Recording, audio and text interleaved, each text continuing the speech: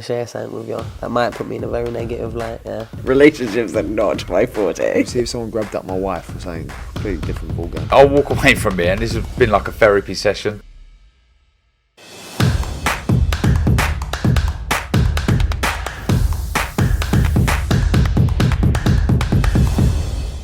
Razabani for IFL TV, proudly sponsored by Everlast. It's 2023. With me, Boxer's very own Ben Shalom. Ben, firstly, Happy New Year, mate. How are we doing? Very well. Happy New Year. Good to be back. Had a couple of days off, but good to see you in Manchester as well. Yeah, no, appreciate it. I know we've been trying to do this for a couple of weeks now, so yeah, I was here, so managed to drag you out your house into a undisclosed location. How was your New Year's, Christmas with the family? Very good. Obviously, we're starting quick with shows in January. Usually you get till Feb and have a bit more time off, but good to have a couple of days. It was an exhausting year. It was a crazy 12 months. I think a lot of the team were exhausted, had a bit of time off, but so excited now to be getting back into it. Happy to be in 2023, and looking forward to it. Just before I touch on obviously what I want to just briefly about 2022 and just a bit of a recap, you just mentioned there about, you know, you had a few days off and you're back at it. What was the kind of thinking behind going in January when normally, as you said, boxing normally doesn't start until Feb? I think, look, if I'm honest, we tried to make this fight for December. It didn't quite happen for whatever reason, and we wanted to get it done as soon as possible. We have big fights coming thick and fast. Really, it's going to be a crazy start to the year, and we needed to get this fight out of the way in the best possible sense, because we've got other big nights that we need to put on, and this was meant to be in December.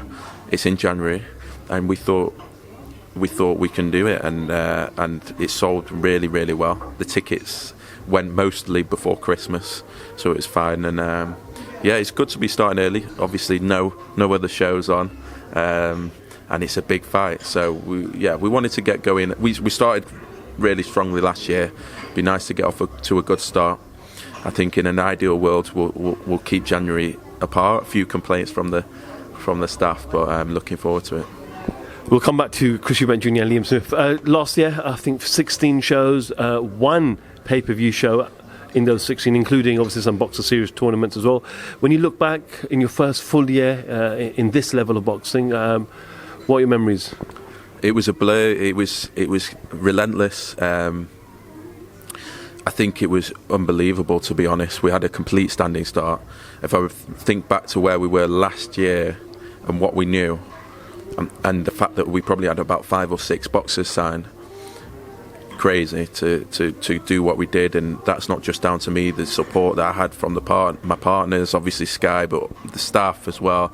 Everyone was just like, you know what, this is our time, this is our vision. It's going to be a tough year because we're doing shows on 3 or 4 weeks notice sometimes, and fighters coming in and everything just being a bit up, and we had to build from scratch. But to do that and put on the shows that we put on, that was special. And it started in Cardiff with Eubank, and that February with Carm Brook, Taylor-Catterall, just set us up. And then the signings started to come, and you started to see fighters really blossom, as we've seen with some of the young ones as well. So it was a crazy year, and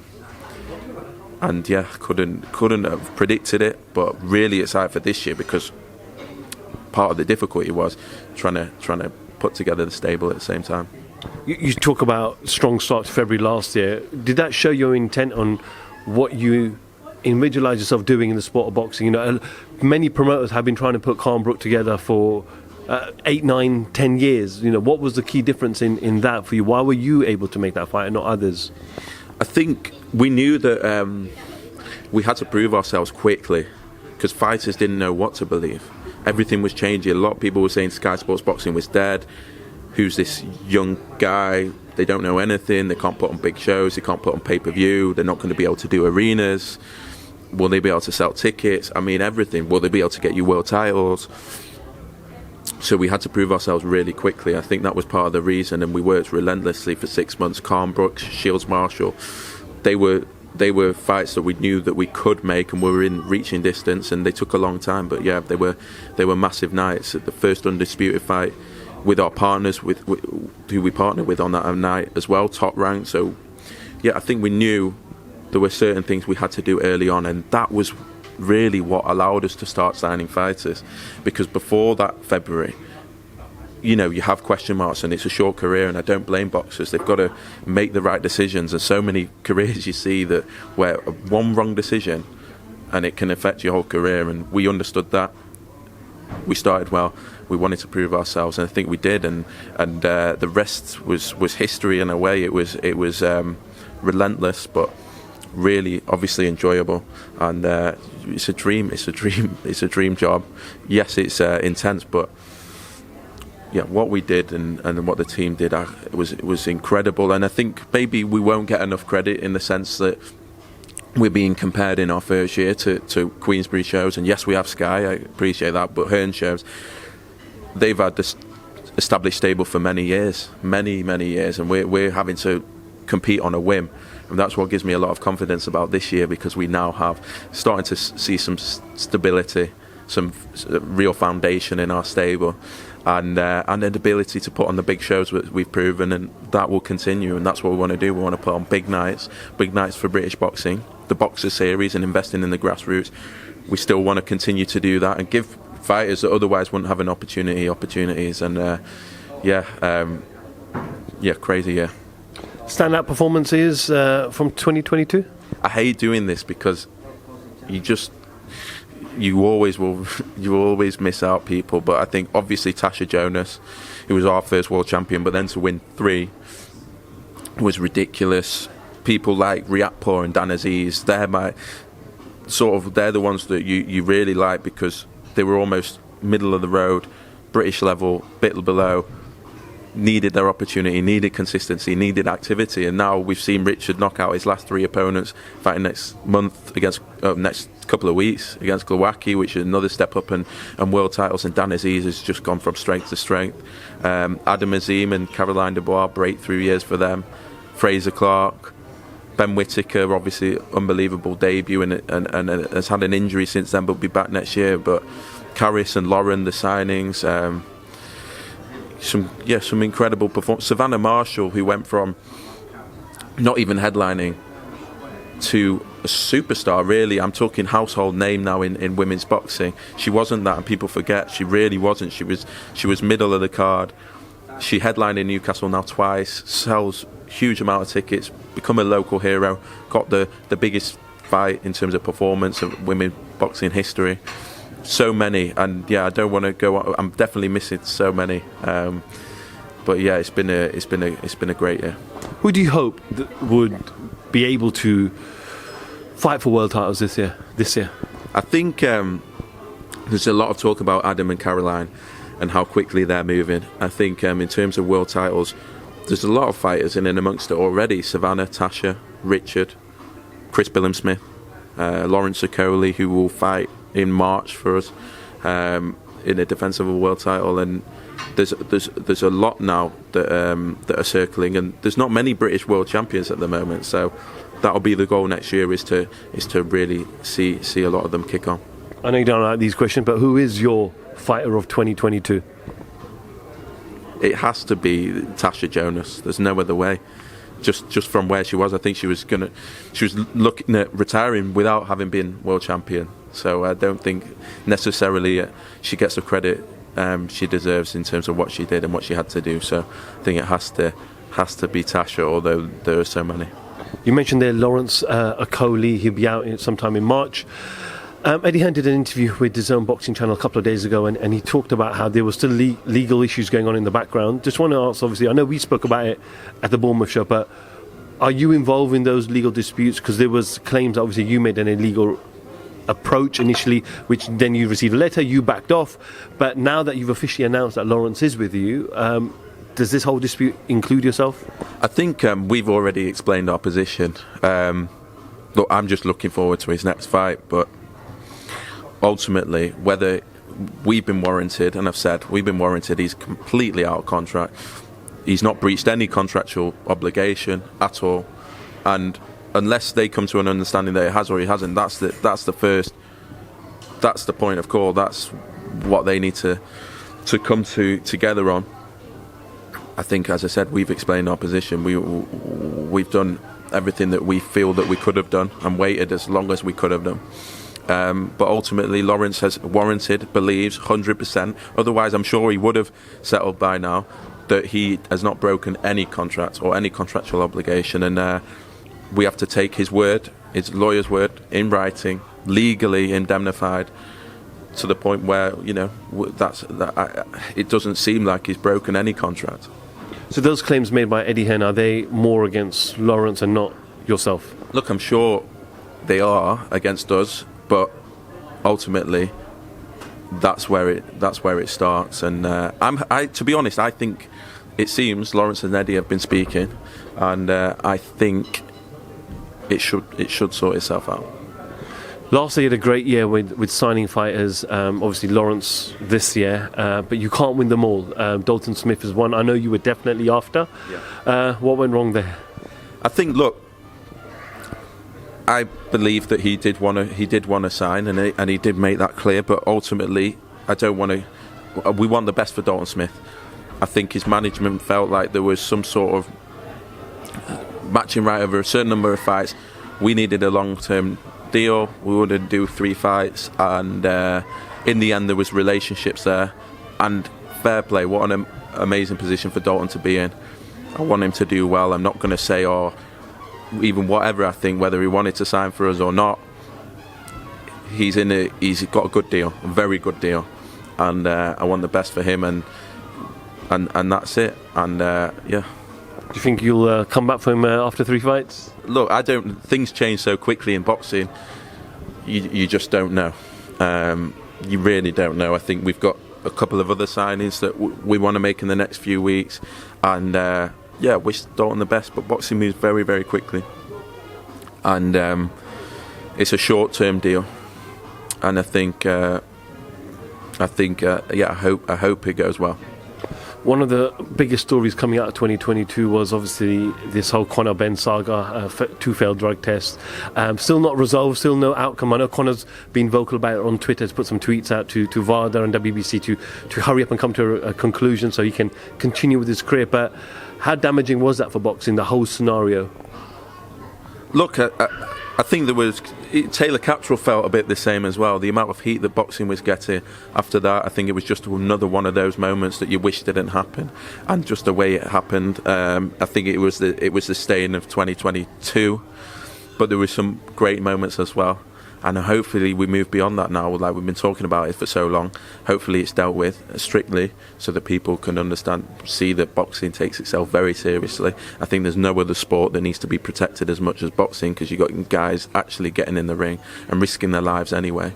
And I hope and believe it will be dealt with properly, and we move on, because we've been talking about it so long now. And Eubank's moved on. I think everyone else should. And let's move on. Eubank Jr., Liam Smith, 2 weeks away now. A huge fight here in Manchester, a huge fight for Sky and Boxer yourself. First talk, pay-per-view. Why did it have to be pay-per-view? Well, it's a huge fight for Eubank Jr. I think it's Eubank Jr. for me outside the top heavyweight. Out of the heavyweights, he's the biggest name in British boxing.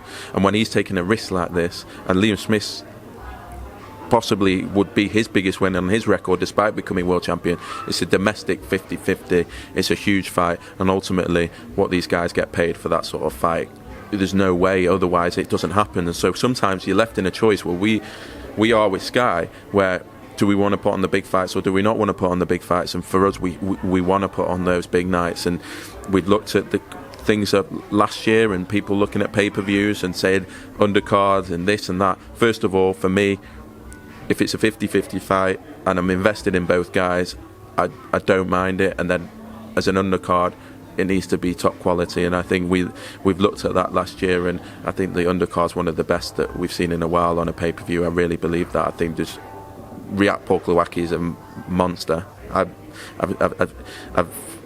We've been looking at that fight for a long time for Richard, and he would have headlined his own show with that. We've got Jack Massey, obviously a hometown hero, with Josie Parker, Congo Esserman, which is a monster fight. Fraser Clark, who will fight Kevin Espandola, and so it's just a huge card. It's a huge night. It's sold. I think there's literally about 800 tickets left for a Manchester fight for Smith and Eubank in January. It's sold ridiculously well around the world in terms of internationally. So yeah, it's a monster, and ultimately, as I say, there's no other way boxer can put on the big fights, the big fights, without it being pay-per-view, because we just can't pay the fighters.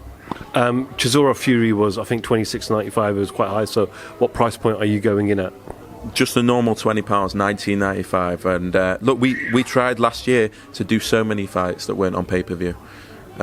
Shields Marshall, Taylor-Catterall, Eubank, big fight nights that maybe you wouldn't have seen otherwise. I'm not saying they are pay-per-view. I'm saying we did 15 or 16 shows and we did one pay-per-view. And so we always will try. We are boxing fans as well. If there's a way for us to do it not on pay-per-view, we would. We really would. This is about, can we make the fights? And I believe this is worth buying because it's an absolute monster. And yeah, I can't wait. It's another huge night. You mentioned that there was worldwide interest in this fight. Just elaborate a little bit more on that and why there was so much interest. Look, I think there's the undercard's big. Eubank-Smith's a huge fight. We'll be selling to Dazn in a few territories. We've sold it in over 80 territories, this fight. First time working with Dazn, so looking forward to that. Obviously, they'll take it in the US and Japan, Germany, a couple of other territories. But yeah, it's one that we've seen from the tickets now. We know from the rivalry. We've seen in the gloves are off. They're having to edit things out. It was that bad. And yeah, as a boxing fan, this is the fights I want to see. Like we are boxing fans. We know what fights interest us. Eubank-Smith is one that we wanted to make. That's why we signed Liam Smith. It's a fight that we want to see. It's a fight that Liam Smith believes is ready-made for him, and that his IQ is just going to win this fight. And Eubank Jr. seems in a position with Roy Jones where he's sort of learning a new style on the job. I think it's going to be such an interesting fight, and yeah, one I think all boxing fans are looking forward to. You mentioned that you just sold certain territories to Dazn. How many countries, and how did that deal come about? And obviously we know the affiliation with Matchroom and Eddie Hearn. Yeah, no. Look, Dazn just supply boxing to their subscribers. I think we've seen that with the Wasserman and Misfits thing. But for us, it's a massive fight globally, and they wanted that for their US subscribers, for the other territories, and it's a big deal in terms of it's a big fight, and yeah, delighted to get that over the line as well.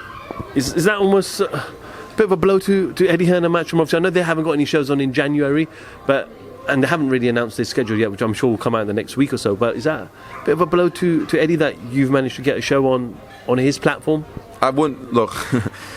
I don't think it's anything to do with Matchroom or Eddie or anything. It's Dazn are a broadcaster in multiple territories. They've got Golden Boy stuff, Wasserman stuff, plenty of other stuff, and I think when there's a big fight and they think it's relevant to their markets, then they're going to be interested, as were a lot of broadcasters, ESPN, Dazn, and in the end we decided this was a good fight. It's best placed on Dazn, and yeah, looking forward to it. So if things make sense like this, like I know you worked with Frank One when you put Joseph Parker on his platform, and now with Dazn now, so if things make sense, you're happy to work with everybody? The thing is, for us to put on, because we're coming into the market and we saw it, we have to be able to work with all promoters, all broadcasters. Like even the night itself, Echo Esserman against Chris Congo, a lot of people believe that's the best fight of the night. If we didn't have that relationship with Queensberry, it would be impossible for us to put on a fight like that.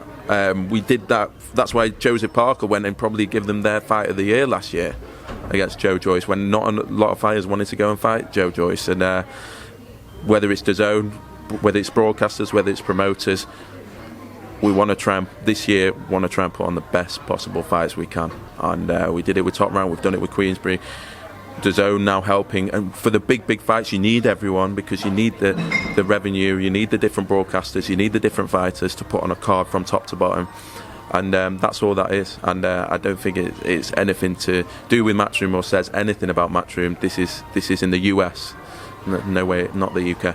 Coming back to Eubank Jr. and Liam Smith, you have confirmed that there is a rematch clause if Eubank Jr. was to lose, then he can obviously have a rematch. And a rematch has been scheduled, what, Anfield, is that right? Is the rumours right? Is the talk right in the town? Look, if Liam Smith wins, he'll get his rematch at Anfield, which is part of what he's fighting for. He could have taken the fight in December. Joe McNally and him they're in this to win. They're in this to win. They believe that this is the fight for them, and that's the date that they're looking at. They're already thinking about a rematch at Anfield if they can get through this one, and that would be special. But he's got to come through, and it's a big ask. And I'm sure Eubank Jr. is not taking this lightly. He's been out the ring since Liam Williams. Liam Smith's been more active last year, and let's see. One of the tough challenges I'm sure you face is when you have so many fighters in one weight category is trying to please them all. You've got Lawrence Okolie, Billam-Smith, who's going to be knocking your door for a world title at his beloved football stadium, Richard Riakpo on verge of world title honours. How's this mix turning up, and how do you visualise the Cruiserweight division over 2023? Cruiserweights is where it's at right now, and the perfect thing is we can make the fight so easily. Like, everyone talks about the Riakpo-Okolie fight. It's a huge fight. Billam-Smith wants to fight for a world title, wants to fight in Bournemouth. Lawrence wants to unify. Richard wants to fight for world honour. It's a massive division. I think as well you've got Vidal Riley coming through, who to a lot of people is the most technically gifted out of all the cruiserweights in this country, and a huge following. Mikhail Lawal will fight Isaac Chamberlain next. He won his British last year, so that division is obviously one that we focused on, and I think you're going to see some big nights next year, whether it's unifications, whether it's domestic fights, whether it's guys fighting for the world title for the first time. It's actually easier when you've got more fighters in the division, because it means there's easy opportunities for everyone. And next year could be the year of the cruiserweights. Natasha Jonas, again, a lot of talk about Terry Harper and a unification fight with her. Joe Gallagher has been very open about not interested in that particular fight. So what is the path for her, considering now she's, like you've said to me and clarified that you said she's probably got 2 or 3 fights left in her? Look, she's got the big fights and she doesn't need to rush. Everyone wants to fight her, whether it's Terry, whether it's looking at the Mayer fight. She's shown that she can fight in different divisions. We know the names that she's otherwise looked at. We know the Shields fight's there if she wants it, or Shields wants it. We'll see. I think the Harper fight to me is still interesting, but we have to understand where that's come from. I've spoken to that on before, and they feel that they're beyond that now and they want the bigger names. And I can't blame them. They've worked so hard to get to this position. And now they want the very biggest fight for Natasha. And it's crazy, because I thought perhaps we'd have 2 or 3 when we sat here last year, and now there's 2 or 3 more potentially. And that's what shows when you're in form and you're happy and you're enjoying it, which Tasha is. She wants to fight, and another big year ahead. So we go 21st January, Chris Eubank Jr. And Liam Smith in Manchester. How's the rest of the schedule looking over the next couple of months? It's going to be busy. We've been trying to announce the February 11th card in London for a while. Announced this week. Adam Azim back and ready for a huge 23. Caroline Dubois back. Some very good fights. Vidal Riley in a good fight. It's a good night that in London, and then we're into March. Taylor-Catterall, we're trying to get something in at the end of February. Definitely another show. I think we're looking at March 18th, March 17th, 18th that weekend, for another big night. But it's going to be a huge start to the year, and that's exactly what we did last year. And this time we've got more stories, more fighters. We should have some announcements in the next week or 2.